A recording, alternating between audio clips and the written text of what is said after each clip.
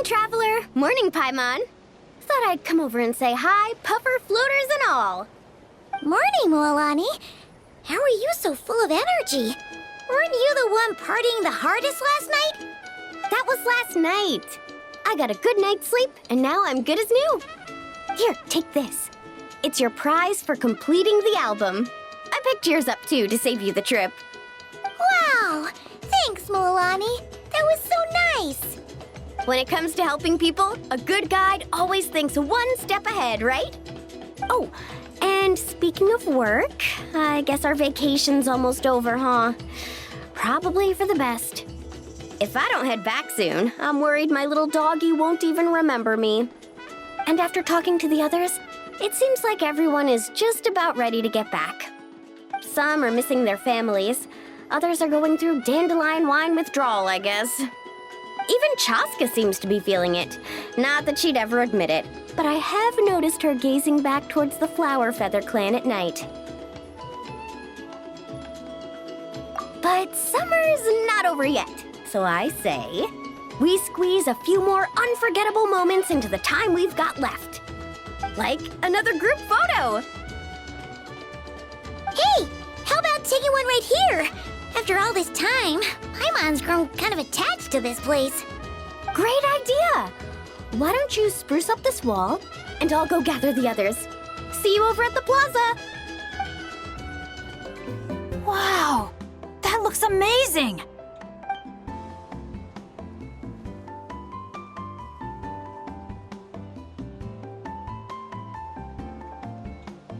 Guys! Over here! We're gonna take a picture together! Oh, not bad, not bad.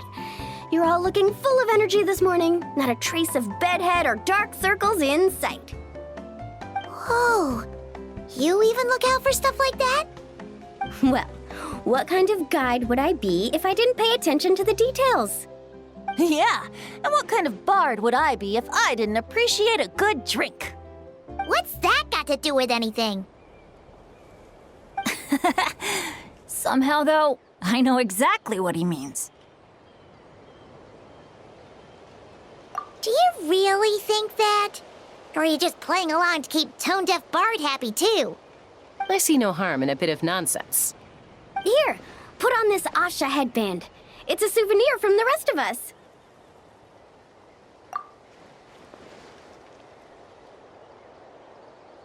It really suits you. Alrighty then. 3, 2, 1. Paimon? Sorry. All that nonsense has got Paimon's head muddled. Her mind's gone completely blank. Don't want it all to end, huh? Are you worried once you say those words, the vacation will officially be over? How the... Paimon thought peacemakers couldn't read people's minds. Oh, Paimon. Don't worry, Paimon. Summer's sure to come again. Just like you said when you made that wish to the Pyro Archon.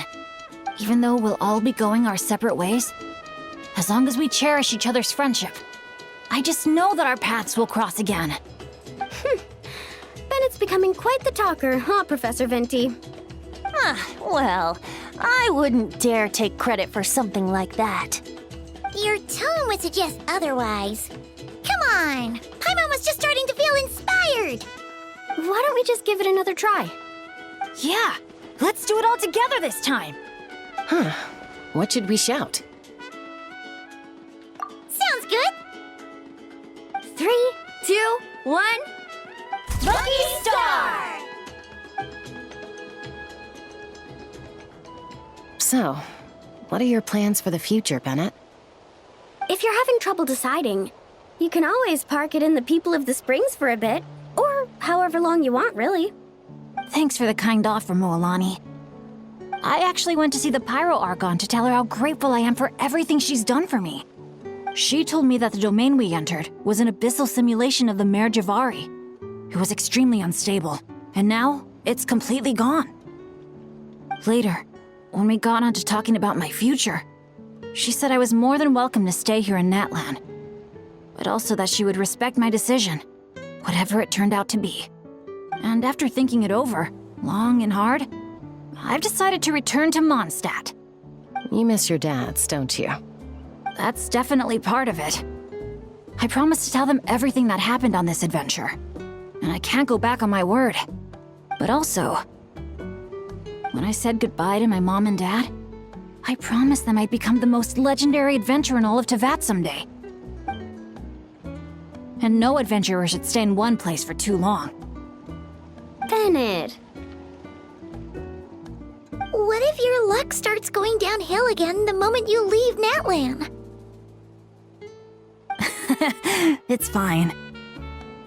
The warmth and kindness I've experienced on this adventure is enough to get me through all the challenges that lie ahead. As I attempt to shape my own fate, I want to take that same kindness and pass it forward. That's something I've always believed in. Hear, hear! To our leader! To our leader, Bennett. Cheers!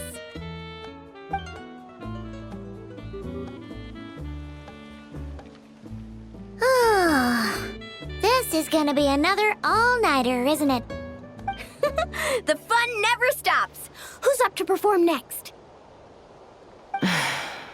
Bennett's almost fallen asleep several times now. No. I can still keep going. Go get some rest now, guys. And seeing as you've still got the energy, I'll leave the cleanup to you, Mualani. Huh? Why me? Traveler, perhaps you could join me for a walk? I know a great spot. You might be tone deaf, but you sure know how to sniff out a good view. Glad you like it. Some stories aren't meant for the birds, only for the stars high in the sky.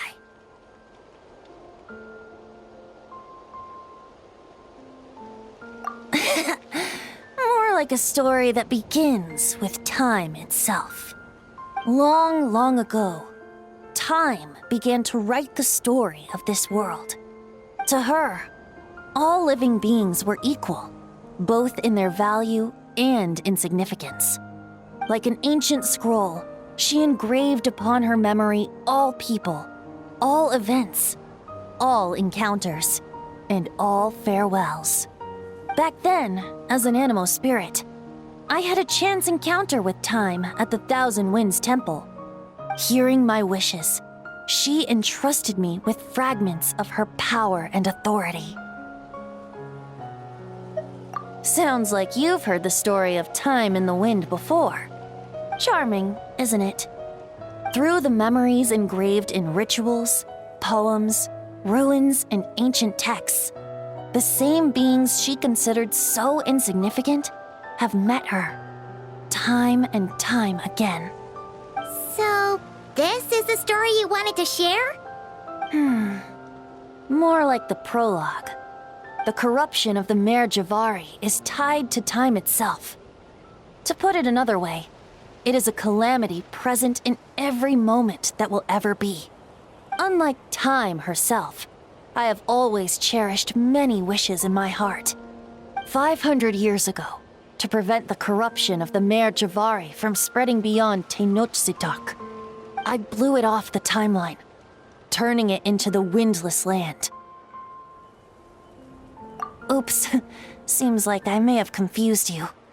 If you're asking about how the Mare Javari disappeared from Tenochtitlán 2 or 3 decades ago, there may be someone else better suited to tell that story. The Mare Javari has been the bearer of too many stories that weren't meant to be its own. I merely played a part in one of its chapters. And the choice I made 500 years ago came with a price. Some souls were unable to return to Mondstadt as a result, while others stayed to settle in this land, merging with the Monitu to become the Asha we see today. So the reason you're here in Tenochtitlán is because... Correct. I'm here to collaborate with the current Pyro Archon, Mawika. Correct again. The flame was our signal. Only by having Malika open a rift between that space and the true Mare Javari could I sneak in and bring back all the souls who wish to return. As for my little trick of bringing back memories as well, it's not the first time I've pulled that off. Malika also mentioned that you were planning to introduce us. Looks like I beat you to it, huh? I was glad to discover that she shares my love for fine wine and freedom. We got along great. Well, it really took it out of me for a few days. In fact, I still feel pretty dead on my feet even now. Oh, really? But thinking of all the Aetha mead and dandelion wine still left to drink, I suppose I can hang in there a little longer. You don't look that tired to Paimon. So, don't think you can just pull out that little excuse and we'll suddenly foot all your bills. Oh, how you wound me, Paimon. You'll hook me up with some good liquor, won't you, traveler? I suppose to protect Mondstadt, and that everyone who wishes to stay there has the freedom to choose their own path.